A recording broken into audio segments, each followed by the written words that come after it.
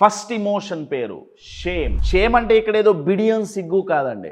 ఇక్కడ షేమ్ అంటే అర్థం ఏంటంటే ఇది మన పాస్ట్ ఫెయిల్యూర్స్ నుంచి వస్తుంది. మనం మారదామని ప్రయత్నించి 1-2 సార్లు ప్రయత్నించి ఓడిపోయి ఉంటాం. మైండ్ ఏం ఫిక్స్ అవుతుందంటే నువ్వు మళ్ళీ ఫెయిల్ అవుతావురా అని మైండ్ చెప్పదండి. అదేం చెప్తుందంటే రే నువ్వు ఫెయిల్యూర్విరా, నీ జీవితమే పెద్ద ఫెయిల్యూర్, నువ్వు వేస్ట్ గాడివి అని చెప్తుంది. అది ఐడెంటిటీ మీద దెబ్బ కొడుతుందండి. అంటే మనల్ని మనం చూసుకునే పర్స్పెక్టివ్ ని, దృష్టికోణాన్ని అది టోటల్ నెగిటివ్ చేసేస్తుంది ఆ ఎమోషన్. ఇప్పుడు నేను మీకు ఒక ఎగ్జాంపుల్ ఇస్తాను. మీరు టీయో కాఫీయో తాగుతున్నారు, తాగుతుంటే అది మీ డ్రెస్ మీద పడిపోయి ఎమ్మటే ఉతికినా కానీ కడిగినా కానీ క్లీన్ చేసినా కానీ మరకలు ఉండిపోయినాయి అనుకోండి. ఈ మరకలు ఏదైతే ఉందో అవి మన పాస్ట్ ఫెయిల్యూర్స్ అండి. షేమ్ అనే ఇమోషన్లో మైండ్ ఏమవుతుందంటే రోజు అదే డ్రెస్ వేసుకుంటుంటుంది.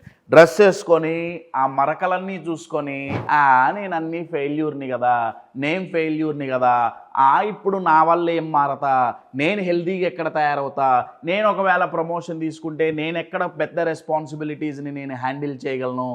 అర్థమవుతుందా? రోజు అదే డ్రెస్ వేసుకుంటుంటాం. నా క్వశ్చన్ ఏంటంటే ఏ కబ్బోర్డ్లో ఇక డ్రెస్సులు లేవా తప్ప కశ్యప్ మరకపోవట్లేదు.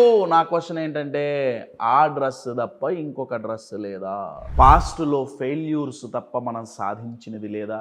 ఒకసారి ఆలోచించండి. అది ఆలోచిస్తే షేమ్ అనే ఇమోషన్ మనల్ని చేంజ్ అవ్వకుండా ఆపలేదు. మై డియర్ ఫ్రెండ్స్, షేమ్ని హ్యాండిల్ చేయాల్సిందే.